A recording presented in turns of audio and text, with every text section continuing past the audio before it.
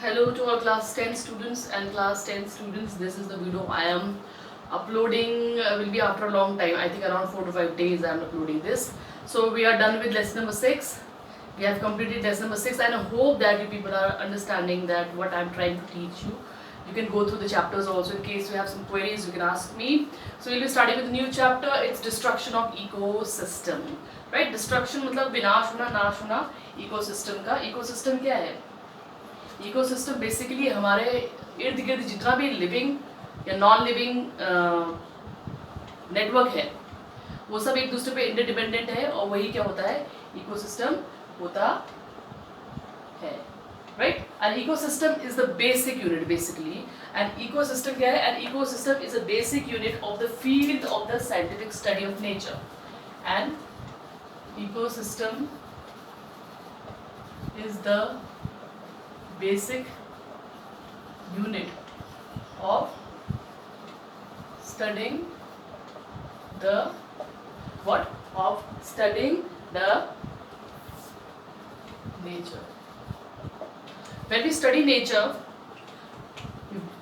we study ecosystem. Ecosystem is the basic unit under which we study our nature, and the whole network of living as well as non-living organism, and how all things are interrelated, how we are interdependent. This all is a part of ecosystem. Ecosystem, every different place has its own ecosystem, right?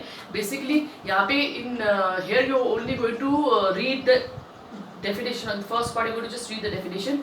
The later part is important in your chapter, right? So all the biotic and abiotic, so all the what you can say that all the biotic and abiotic things make your ecosystem. ठीक है? Biotic क्या होता है? A particular physical environment with specific physical characteristics such as climate, temperature. ये सारी चीज़ें आपकी किसके अंदर आती है?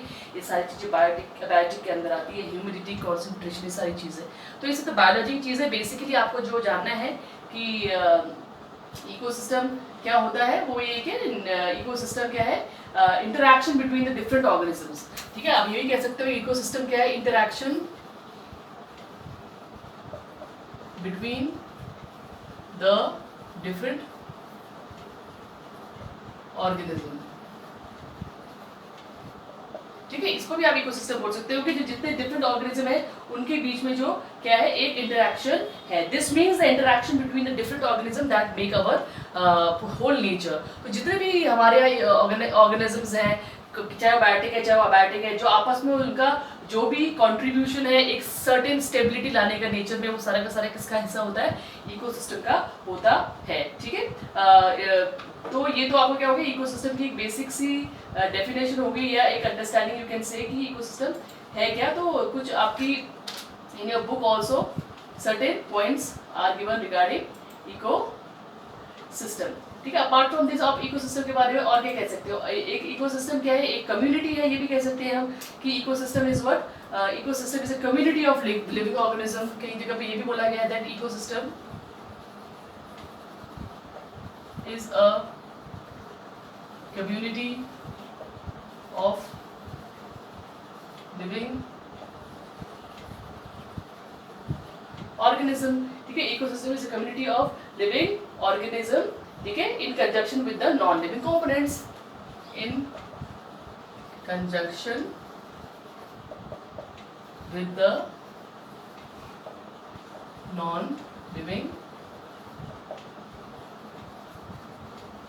कंपोनेंट्स. तो इससे आपको अभी तक क्लियर हो गया होगा कि इकोसिस्टम बेसिकली है क्या. कई लोग बोलते हैं इकोसिस्टम एक बेसिक यूनिट है नेचर की स्टडी करने के लिए. सब पीपल से the interaction between different organism, चाहे वो फिर बायोटिक है, अबायोटिक है, लिविंग है, नॉन लिविंग है, वो सारे का सारा इंटरैक्शन जो है ये सब क्या है? इकोसिस्टम है. या कई लोग बोलते हैं ecosystem is a community of living and non living organism. It's a conjunction between living and non living organism. Ecosystem are controlled by external and internal factors. Ecosystem जो होते हैं एक्सटर्नल और इंटरनल फैक्टर्स कंट्रोल करते हैं. Now basically जो हमारा पूरा का पूरा एनवायरनमेंट है, इसको भी आप बोल सकते हैं जितना भी गतिविधियां इस एनवायरनमेंट में चल रही है, नेचुरल एनवायरनमेंट की मैं बात कर रही हूँ, चाहे वो लिविंग है चाहे नॉन लिविंग है, उनके बीच में जितनी भी गतिविधियां, जितना भी इंटरेक्शन चल रहा है वो इकोसिस्टम है. लेकिन looking at the present scenario, looking at the present time, we have the human beings have destructed the ecosystem to a great deal, to a great extent, to a great level. So In this chapter basically we are going to read about what is ecosystem, that basically we have done. We are going to read about the changes of land use through which or due to which the ecosystem has destructed to a great extent. ठीक है, so ecosystem आपको पता चलिए, ecosystem एक dynamic entity है that is subject to periodic disturbances also. The ecosystem एक dynamic entity which is subject to periodic disturbances also. These periodic disturbances can be man-made as well as natural. So these disturbances, if I say in a broader term, these disturbances in this chapter we are going to term these disturbances as destruction. So we are going to read that how this ecosystem is being destructed by the man-made activities. Right? We are going to read this. Now, before moving further, ये तो ecosystem के बारे में आपको बताया. Now, basic term एक और है land use. Land use. Now, what does term land use means? Land use basically means that how we are using land and how it was used earlier and how we are using it today in the present scenario. The present scenario of using the land is too pathetic and it has destructed the ecosystem to a great extent. Right? So we are the human activities are subject to the change in what? Land activities. We have brought land activities. We have changed land activities to a great extent. ठीक है? Great extent, and land activities, land uses has been what? Land uses has been changed to a great extent due to the different wants of human activities. As we know that our wants are what? Unlimited. Our wants are what? Unlimited. But I told the resources are what? Limited. Resources क्या है? Limited है. ठीक है, तो अपने unlimited wants को हम limited resources से पूरा कर रहे हैं. ठीक है, तो इसमें क्या है? एक मेजर पार्ट किसका है? लैंड का है. और लैंड का जो यूज़ है पहले कैसा होता था, अब कैसा होता है, इसमें ज़मीन आसमान का फर्क है. आज की डेट में हमने लैंड को क्या करते हैं? बहुत ज़्यादा ओवरबर्डन कर दिया है. टुडेज डेट लैंड इज बहुत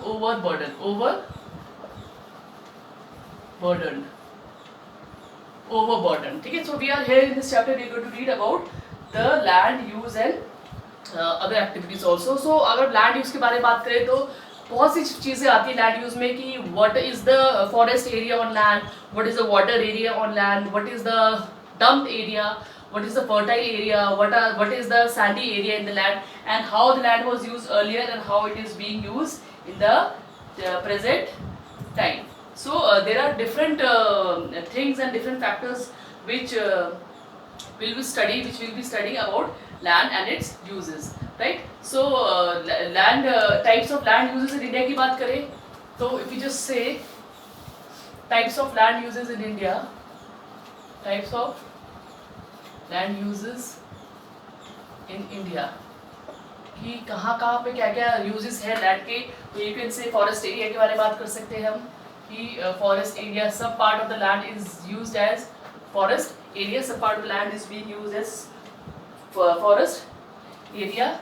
Land not available for cultivation. कुछ land का हिस्सा ऐसा है जो cultivation के लिए available है ही नहीं, तो कुछ एरिया ऐसा है जहाँ पे आप कोई खेती नहीं करते हैं. ठीक है, कुछ एरिया ऐसा है जो कल्टीवेबल है, मतलब जहाँ पे खेती की जा सकती है, जहाँ पे सारे के सारे फैक्टर्स बहुत बढ़िया हैं और आप खेती के लिए उसको इस्तेमाल कर सकते हैं. इसके अलावा आपकी हो सकती है फैलो लैंड. फैलो लैंड क्या होती है? फैलो लैंड वो लैंड होती है जिसमें हम कुछ नहीं कर रहे हैं, जिसे खाली छोड़ दिया गया है. We are doing nothing on the fallow land. ठीक है, और होता है फिर net area sworn.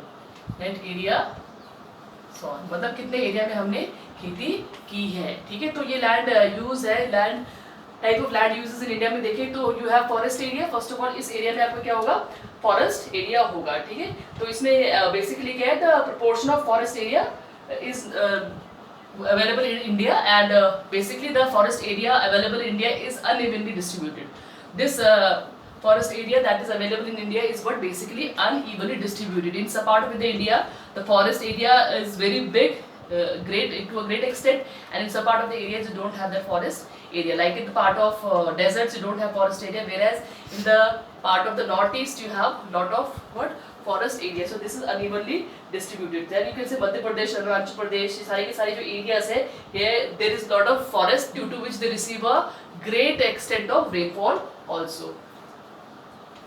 Alright, so we are right now what we are doing is types of land uses. तो forest area की बात करें तो forest area इंडिया में क्या unevenly distributed है. Moreover, जिन एरियाज में ज़्यादा फॉरेस्ट है वहाँ ज़्यादा फॉरेस्ट होने की वजह से क्या है, वहाँ ज़्यादा फॉरेस्ट होने की वजह से ज़्यादा बारिश भी है, जिस वजह से they are more green. Like you can say Andhra Pradesh, Andaman Nicobar Islands you have, then some areas of Dadar Nagar Haveli is there, Punjab Haryana is there, some part of the western India is also there, right? तो this is हो गया आपका हो गया forest area. Now अब ये क्या land not available for cultivation का मतलब क्या है? The land used for the human settlement, basically the land used for the human settlement, for the houses, for roads, for transportation, for communication, for these things, the things which we do not use for cultivation but they are basically for human settlement. ठीक है, canals हो गए, आपकी बाकी चीजें होगी, mining आप कर रहे हो, ठीक है, तो ये सारे के सारे एरियाज क्या हो गए, ये सारे के सारे एरियाज ऐसे एरियाज है जो जिनमें खेती नहीं की जा सकती है क्योंकि वो ह्यूमन सेटलमेंट्स के लिए क्या हो रखी है, रेडी हो रखी है. ठीक है, बहुत सारे एरियाज है चंडीगढ़ में, अंडमान निकोबार में, आप देहरादून में देख लीजिए, you can see many areas in Dehradun only where the land is not available for cultivation because that land has been used for the settlement of human beings. Now the third one is cultivable land. Now what cultivable land होती क्या है, ठीक है, यहाँ पे आपकी क्या होती है, this category includes permanent pastures and other grazing areas. यहाँ पे basically क्या आती है, grazing areas आते हैं, grazing areas. grazing areas से क्या मतलब है, grazing areas से वो मतलब है कि जहाँ पे गाय एनिमल्स वगैरह क्या कर सकते हैं, चल सकते हैं. ठीक है, land under miscellaneous tree, crop, groove, cultivable areas. ठीक है, और भी कोई एरिया जहाँ पे हरियाली है, ट्रीज है या ग्रूव्स है या किसी भी तरह की हरियाली, लेकिन वो कल्टिवेबल है लेकिन उसमें हम कल्टिवेशन कर नहीं रहे. वहाँ पे हरियाली है लेकिन वो कल्टिवेशन नहीं है, वो नेचुरल कल्टिवेशन है. नेचुरली वो सारा का सारा एरिया तैयार हो गया है. तो बहुत सारे एरियाज है इंडिया में जहाँ पे आपको इस तरह के ग्रेजिंग एरियाज, मीडोज, ये सब मिलेंगे. देन द फैलो लैंड क्या होती है, फैलो लैंड वो सारा एरिया है, ठीक है, जिसको हम बोलते हैं 3 से 5 इयर्स तक जो छोड़ दिया गया है. 3 to 5 years nothing being done, nothing being done. तो जब हम कुछ नहीं करते, कुछ एरियाज को 3, 4, 5 साल के लिए छोड़ देते हैं, वो खाली हो जाते हैं या छोड़ दिए जाते हैं, इनमें कल्टिवेशन नहीं की जाती, तो उसे फैलो लैंड हम कहते हैं. ठीक है, 3 to 5 years तक हम उसको फैलो कर देते हैं. इट मे बी कल्टिवेटेड, ठीक है, इट मे बी कल्टिवेटेड, पर इसको कल्टिवेट किया नहीं जाता है. कुछ बहुत सारे इसके रीजंस हो सकते हैं. लगभग इंडिया में 18 to 19% लैंड ऐसी है जो फैलोएबल लैंड है. ठीक है, तो ये सारी की सारी जानकारी चैप्टर में नहीं है, लेकिन just I am giving you an idea कि जब हम लैंड यूज के बारे में बात करते हैं तो लैंड यूज का मतलब क्या है. कई बार क्या होता है, we move carry on with the land use, की लैंड का यूज इसलिए होता है उसलिए होता है, बट बेसिकली लैंड यूज को इन 5 भागों में बांटा गया है. तो ये एक जनरल नॉलेज के लिए भी है और आपके आंसर को रिच भी बना सकता है. द नेट एरिया सॉन का मतलब क्या है, नेट एरिया सॉन का मतलब होता है there has been a phenomenal increase in the net area sown during the year and this area means that proper area where we are putting seeds and doing cultivation, right? Putting seeds and doing cultivation. Basically you can say that this is the cropped area. What? Cropped area. ये आपका cultivation के लिए use हो रहा है. ठीक है, net area sworn क्या है आपका, कल्टीवेशन के लिए यूज हो रहा है. India has net sown area of around India has sown area of 46 to 47%. तो 46 to 47% एरिया ऐसा है भारत में जिसको हम एक्चुअली में क्रॉपिंग कर रहे हैं, और ये एरिया ही ऐसा है जो हमको क्या कर रहा है, हमको रॉ मटेरियल, रिसोर्स वगैरह सब कुछ अवेलेबल करवा रहा है. तो when you start learning about ecosystem, तो पहले तो ये जरूरी हो जाता है मान ले जाना कि इकोसिस्टम क्या है. I've already told you ecosystem is basically the network, the interdependence of all the living and non-living organism. ठीक है, it is a basic unit through which we are studying the nature, right? And it is the conjunction between the living and non-living organism. I told you earlier. So after that it becomes important for us to basically know कि land use क्या है and how it is distributed. तो basically land use has been distributed in these 5 ways. ठीक है, तो ये बात जानना बहुत जरूरी है कि जो लैंड यूज है इंडिया में वो क्या है, इवनली डिस्ट्रीब्यूटेड नहीं है, ठीक है। नाउ अब बात क्या है कि फॉरेस्ट एरिया, कुछ चीजें ऐसी है जैसे कि फॉरेस्ट एरिया हमारा पहले से कम हुआ है। Forest area has decrease not only in India but all over the world. Forest area has decreased, land available for cultivation has decreased, then cultivable land has also decrease, cultivation करने के लिए जो लैंड है वो भी decrease हो रही है। फेलो लैंड में भी क्या हो रहा है, डिक्रीज हो रहा है। जिन लैंड्स को पहले हम खाली छोड़ देते थे, कुछ नहीं करते थे उनके ऊपर, आज की डेट में वो लैंड्स कम हो रही है क्योंकि हमको एरिया चाहिए ज़्यादा कल्टीवेशन के, ताकि हम लोगों की फूड की ज़रूरतों को पूरा कर सके। Then you have net area sown भी हमारा क्या बढ़ता जा रहा है, अभी करंटली 46 से 47% के बीच में है, ठीक है। वेस्ट लैंड का एरिया भी क्या हो रहा है, पहले ज़्यादा था तो अब कम होता जा रहा है क्योंकि हम वेस्ट लैंड को भी किसी न किसी पर्पज़ का यूज़ कर रहे हैं। तो बेसिकली हमारा जो लैंड यूज़ है वो कुछ इस तरह का है, और इसके आगे the rest part will be doing in the next video. आज के लिए सिर्फ इकोसिस्टम और लैंड यूज़ को समझना क्या था, बहुत ज़रूरी था। अब ये हमारे लिए बेसिक चीज़ें हैं या बेसिक टर्म्स थी जो हमारे लिए जानना बहुत ज़रूरी था, so that we can basically understand what exactly there in the chapter. So children, I'll be seeing you in the next video. Till then, take care of yourself, stay at home, stay healthy.